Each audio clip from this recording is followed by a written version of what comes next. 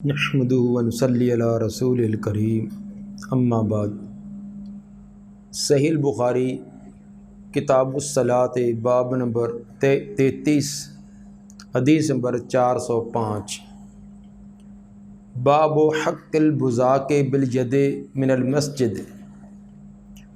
باب ہے بلغم کو صاف کر دینا ہاتھ کے ساتھ مسجد میں۔ مسجد کے اندر کسی نے غلطی سے بلغم تھوک پھینک دیا ہے تو اس کو صاف کر دینا۔ ہاتھ سے صاف کرنے کا مطلب براہ راست ہاتھ سے بھی ہو سکتا ہے، یا ہاتھ کے اندر کوئی چیز لے کر، کوئی لکڑی وغیرہ، کوئی پتھر ٹھیکری وغیرہ لے کر اس سے کھرچ دینا۔ حق کا اصل لفظ معنی تک کھرچ دینا، کسی چیز کو رگڑ دینا، مراد اس سے صفائی کرنا ہے۔ گزشتہ ابواب میں قبلے کے احکام اور مسائل بیان کیے گئے تھے، تو مسجد میں قبلے کی سمت متعین ہوتی ہے کہ جس رخ مسجد بنی ہوتی ہے وہ قبلے کی سمت ہی ہوتی ہے، اس لیے قبلے کے احکام کے ساتھ ہی مساجد کے آداب و احکام اور آئندہ ابواب اسی مساجد کے احکام و مسائل کے متعلقہ ہوں گے۔ حدیث نمبر 405۔ قال حدثنا قتیبہ قال حدثنا اسماعیل بن جعفر عن حمید عن انس۔ حمید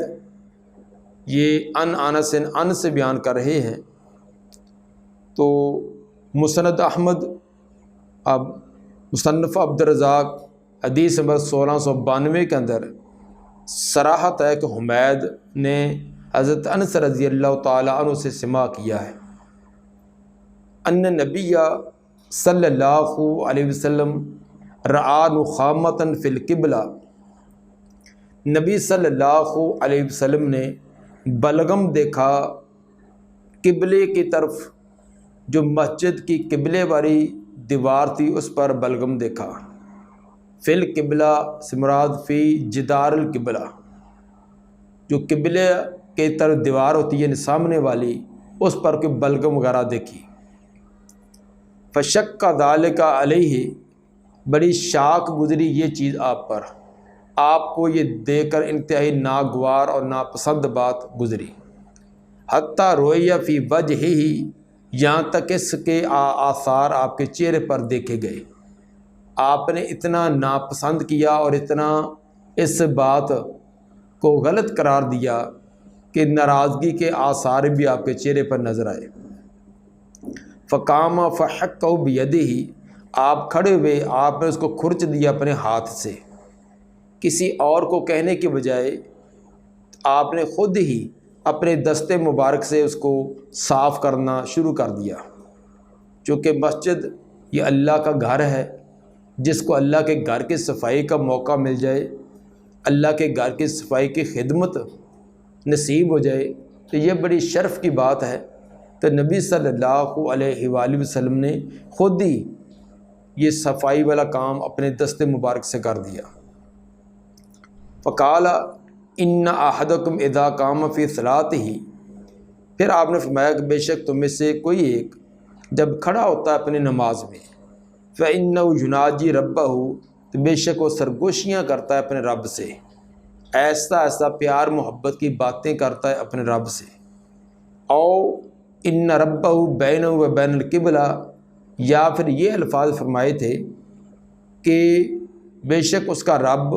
اس کے درمیان اور قبلے کے درمیان ہوتا ہے۔ راوی کو شک ہے کہ فإنہ یناجی ربہ کے الفاظ فرمائے تھے یا ان ربہ بینہ و بین القبلہ کے الفاظ فرمائے تھے، چونکہ جو قبلے کی طرف دیوار تھی سامنے، بلغم اس پر پھینکی ہوئی تھی، تو یقیناً یہ نماز کے دوران کسی نے ایسا کام کیا ہوگا کہ نماز کے اندر اس کو بلغم آئی ہے تو اس طرح آگے منہ تھا اسی طرح آگے تھوک دیا۔ تو ظن غالب اس کے اندر یہی تھا کہ کسی نے نماز کے دوران اپنے آگے تھوکا ہے،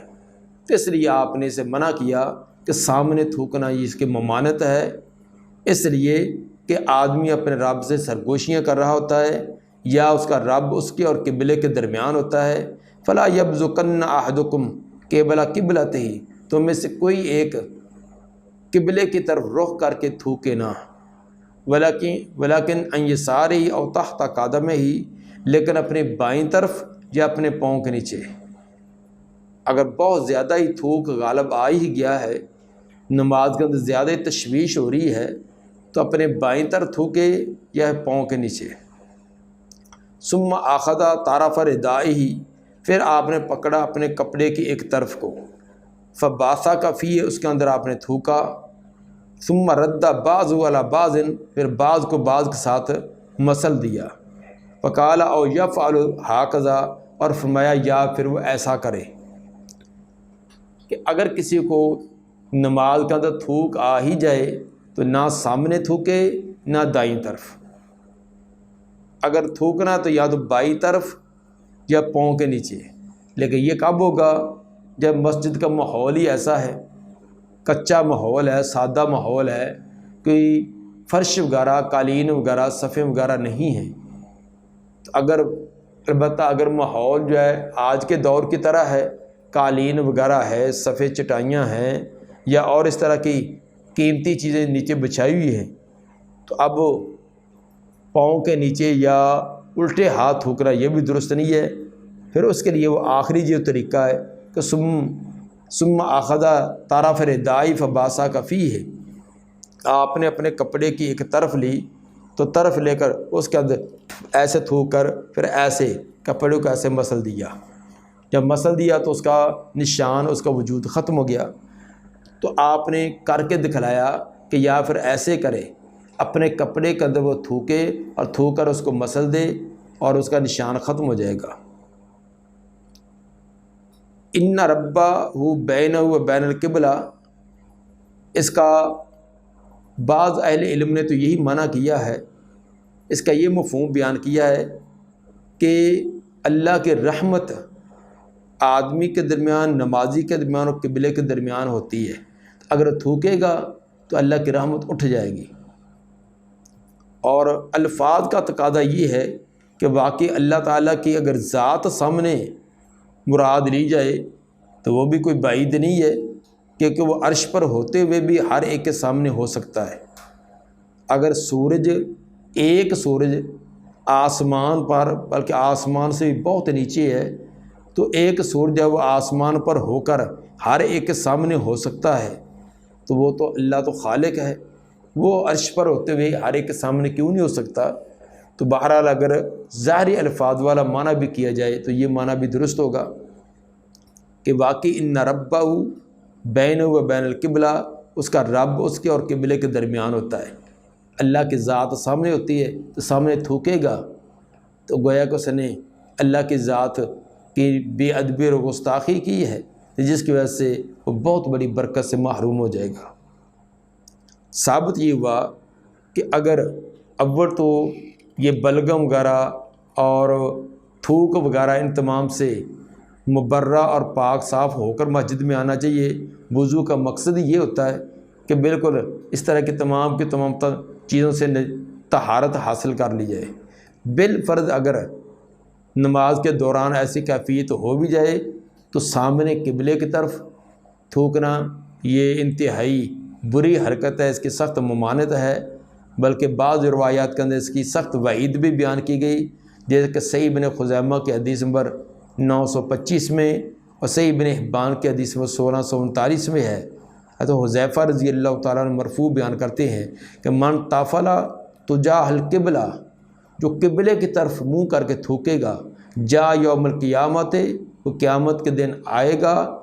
وطفلہ بین عینیہ، اور اس کا وہی تھوک اس کے دونوں آنکھوں کے درمیان ہوگا۔ جس نے قبلے کی طرف منہ کر کے تھوکا تو وہی تھوک اس کے چہرے پر، اس کی دونوں آنکھوں کے درمیان ہوگا، اور تمام کے سامنے تمام دنیا کو پتہ چلے گا یہ فلاں اس نے جرم اور غلطی کی تھی، جس کا نتیجہ یہ اس کے سامنے ہے۔ اور ابن خزیمہ کے حدیث نمبر 1313 میں عبداللہ بن عمر رضی اللہ تعالیٰ عنہ کی مرفوع روایت میں یہ الفاظ بھی ہیں کہ یبعث صاحب النخامہ فی القبلۃ یوم القیامہ، قبلے کی طرف منہ کر کے بلغم وغیرہ تھوکنے والا وہ قیامت کے دن آئے گا، وَهِيَ فِي وَجْهِهِ، اور اس کے بلغم اور اس کا تھوک یا اس کے چہرے پر ہوگا۔ اور ابو داؤد کی حدیث نمبر 481 اور ابن حبان کی حدیث نمبر 1636 میں ایک روایت حضرت صاحب بن خلاد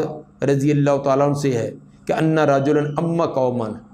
ایک آدمی ایک قوم کی امامت کروایا کرتا تھا، ان کا امام تھا، فباسا کا فی القبلہ، اس نے قبلے کی طرف منہ کر کے تھوک دیا، فلما فارغا، جب وہ نماز سے فارغ ہوا تو رسول اللہ صلی اللہ علیہ وسلم نے فرمایا لا یصلی لکم، یہ آئندہ تمہیں جماعت نہ کرائے۔ جس کو قبلہ کا کوئی ادب و احترام نہیں ہے تو وہ امامت کا مستحق نہیں بنے گا۔ اور اسی روایت کے اندر یہ بھی الفاظ ہے کہ انکا آذیت اللہ و رسولہ،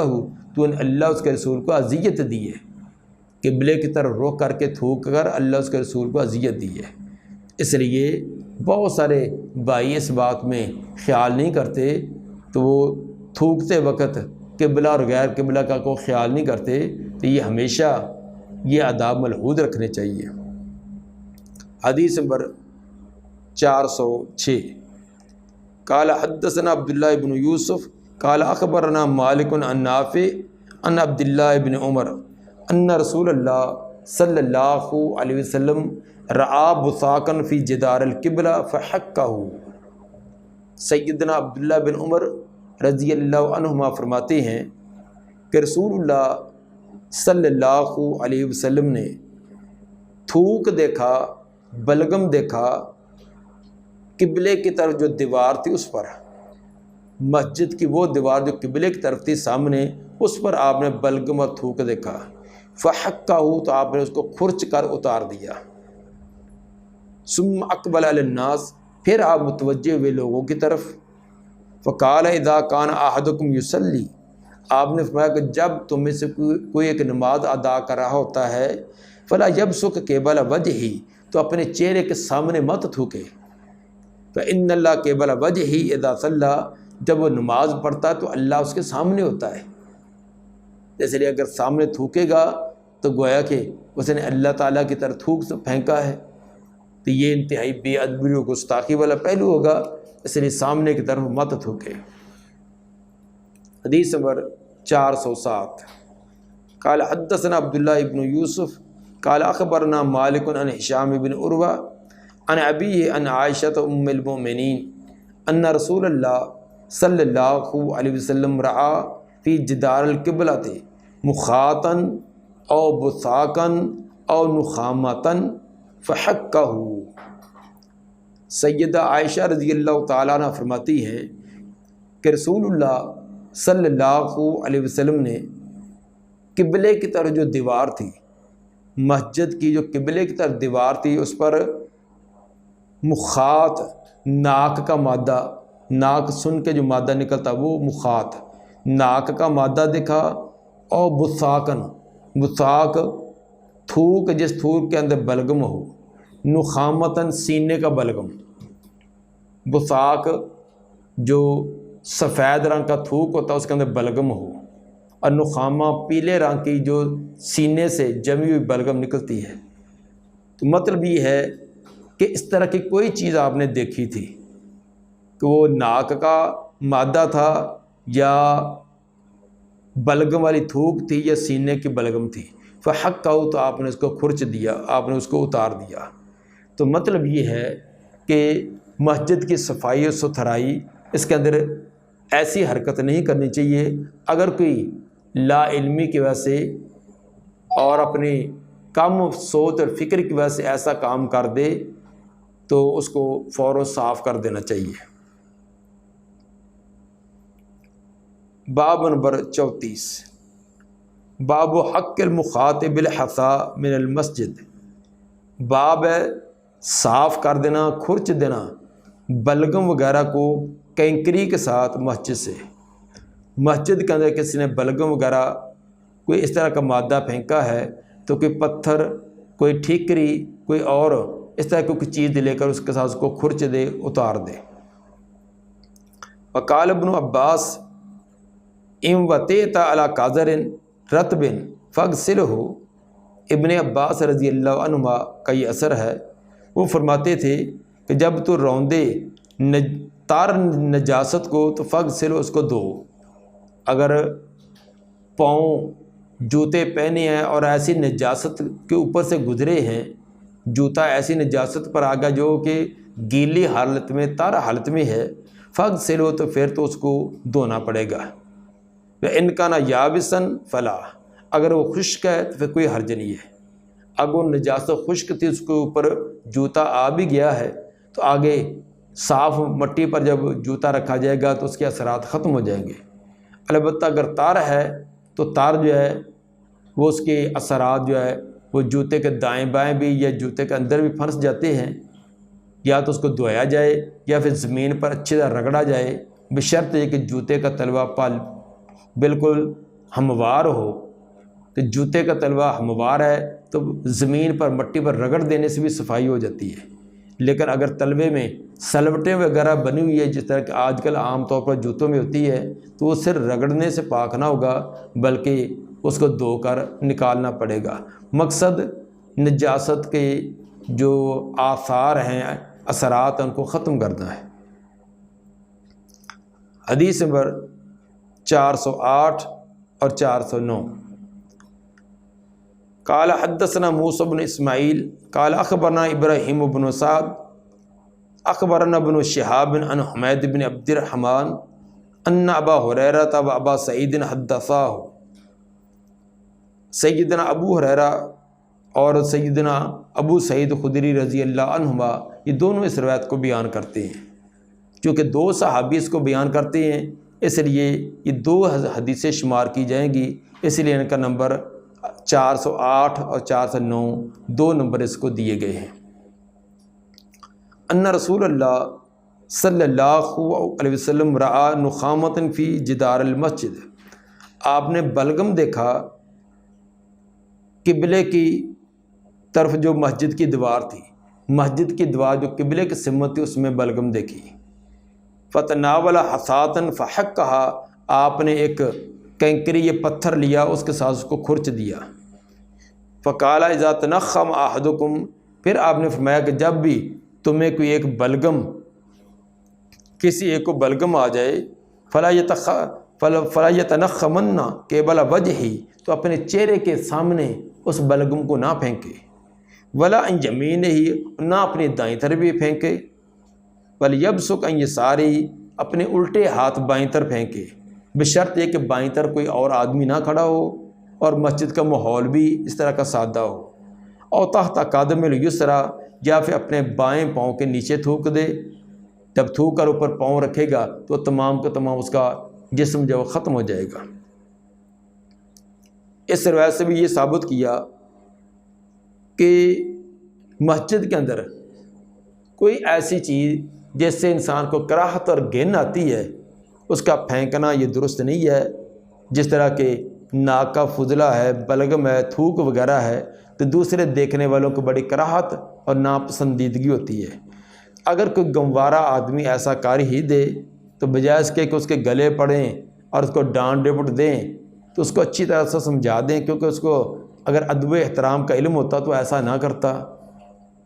تو پھر اس کو خود صاف کر دینا چاہیے۔ مسجد کی صفائی کے اندر کوشش کرنی چاہیے کہ جتنا بھی حصہ آپ کو مل سکے اتنا ہی اس کے اندر حصہ ڈالیں، بجائے اس کے کہ دوسرے کو حکم ہی دیں۔ تو صفائی کروانا اور ہے، کرنا اور ہے۔ ملازم رکھا ہے، اس کو تنخواہ دے دی کہ وہ صفائی کرے، ٹھیک ہے، یہ بھی اجر و ثواب ہے، لیکن جو خود کرنا ہے اس کا درجہ اور اس کی شان کوئی اور ہی ہے۔ تو اس لیے نمازی حضرات خصوصاً جن کا مسجد کے ساتھ ربط و تعلق رہتا ہے تو ان کو چاہیے کہ کم از کم 5 نمازوں کے اندر ایک نماز کے اندر وہ 10 منٹ پہلے چلے جائیں، مسجد کے چکر لگائیں، کوئی کاغذ، کوئی تنکا، کوئی اور ادھر ادھر کی کوئی تختی آگے پیچھے پڑی ہوئی ہے، بچوں نے گرا دی ہوتی ہے۔ اور اسی طرح ہفتے کے اندر ایک دن اگر روزانہ نہیں 2-3 دن کے بعد نہیں تو صرف ہفتے میں 1 دن 1 گھنٹہ پونا گھنٹہ نکالیں تو تمام الماریاں مسجد کی کھولیں، قرآن مجید کو ترتیب سے سیٹ کر کے رکھیں۔ ہمارے ہاں یہ بڑی بے ادبی والا انداز ہے، الٹے سیدھے قرآن جیسے آتے ہیں اس کو پھینک دیتے ہیں، خصوصاً بچے پڑھتے ہیں وہ خیال نہیں کرتے، چھٹی ہوتی ہے تو چھٹی کے شوق کے اندر جیسے بھی ہے غلاف جو ہے وہ بھی نہیں چڑھایا، الٹا سیدھا رکھ دیا ہے، ٹیڑھا میڑھا کر دیا ہے۔ تو بہت سارے قرآن دیکھے ہوتے ہیں، ان کو ابتدائی اوراق اور آخری اوراق پھٹے ہوتے ہیں اور وہ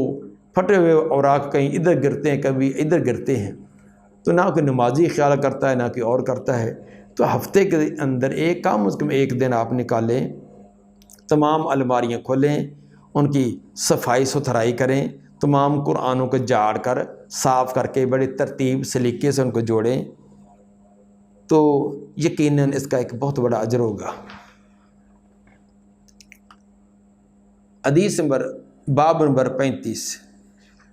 باب لا یبصق عن یمینہ فی الصلاۃ، باب کہ نہ تھوکے دائیں طرف نماز میں، نماز کے اندر آدمی دائیں طرف نہ تھوکے۔ جس طرح سامنے تھوکنے کی ممانت ہے اسی طرح دائیں طرف تھوکنے کی بھی ممانت ہے۔ حدیث نمبر 410 اور 411، حدثنا یحیی بن بکیر قال حدثنا لیث عن عقیل عن ابن شہاب عن حمید بن عبد الرحمن ان ابا ہریرہ و ابا سعید اخبراہ، سیدنا ابو ہریرہ اور ابو سعید رضی اللہ عنہما وہ یہ خبر سناتے ہیں۔ چونکہ یہ بھی 2 صحابہ سے روایت ہے اس لیے ان کو 2 روایتیں شمار کیا گیا ہے۔ ان رسول اللہ صلی اللہ علیہ وسلم رعا نخامۃ فی حائط المسجد، آپ نے بلغم دیکھی مسجد کی دیوار میں، پیچھے روایات میں وضاحت آ گئی یہ قبلے کی طرف جو دیوار تھی اس میں۔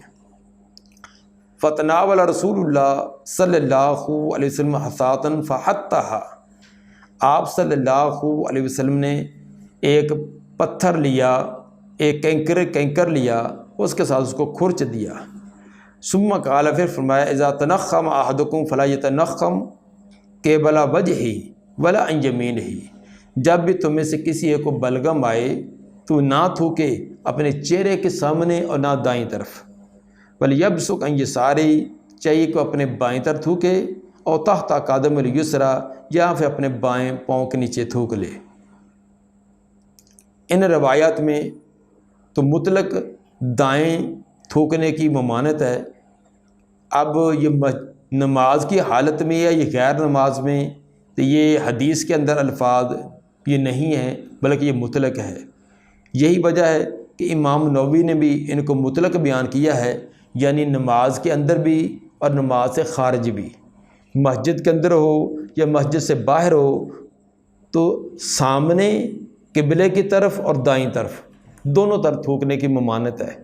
امام نووی رحمہ اللہ فرماتے ہیں کہ حدیث کے لفظ عام ہے، آپ نے فرمایا کہ اذا تنخم احدکم، جب بھی تم میں سے کوئی ایک تھوکے، فلا یتنخم قبل وجہہ، نہ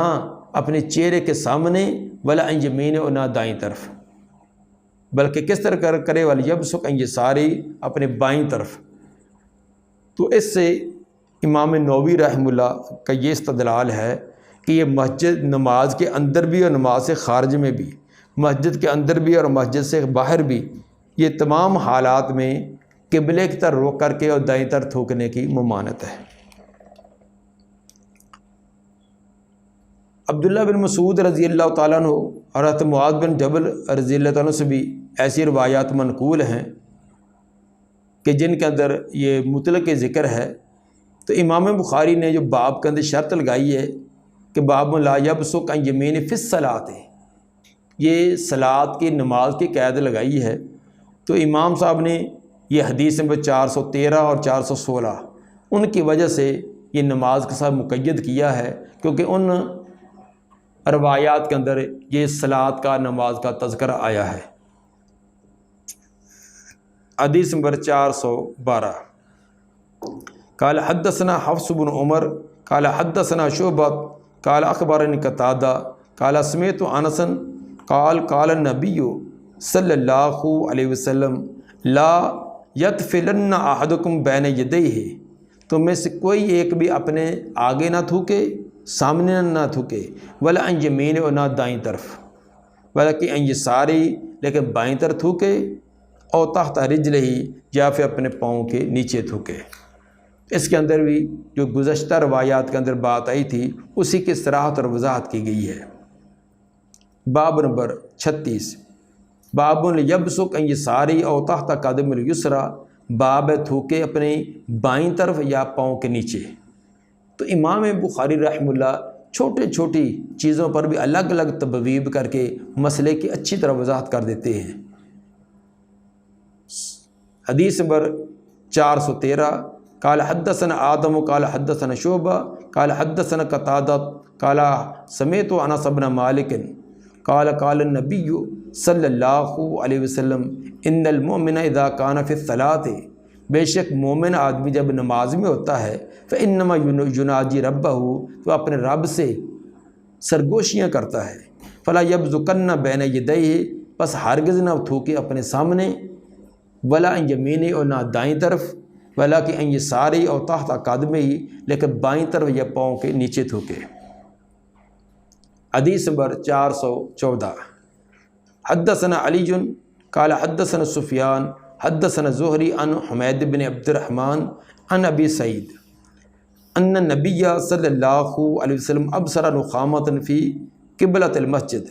آپ نے مسجد کے جو قبلے کی طرف دیوار تھی اس پر بلغم دیکھی، فحکا بحصاۃ، کینکری کے ساتھ آپ نے اس کو کھرچ دیا، ثم نہا ان یبزق الرجل بین یدیہ او عن یمینہ، پھر آپ نے منع کر دیا کہ آدمی اپنے سامنے یا اپنے دائیں طرف تھوکے، بلکہ عن یساری اور تحت قدمہ الیسری، لیکن اپنے بائیں طرف یا پھر پاؤں کے نیچے اگر تھوکنا تو تھوکے، سامنے اور دائیں طرف تھوکنے سے ممانعت ہے۔ دعا ہے کہ اللہ تعالیٰ نبی صلی اللہ علیہ وسلم کے فرامین پر عمل کرنے کی توفیق عطا فرمائے۔ سبحان ربک رب العزت عما یصفون وسلام علی المرسلین والحمد للہ رب العالمین۔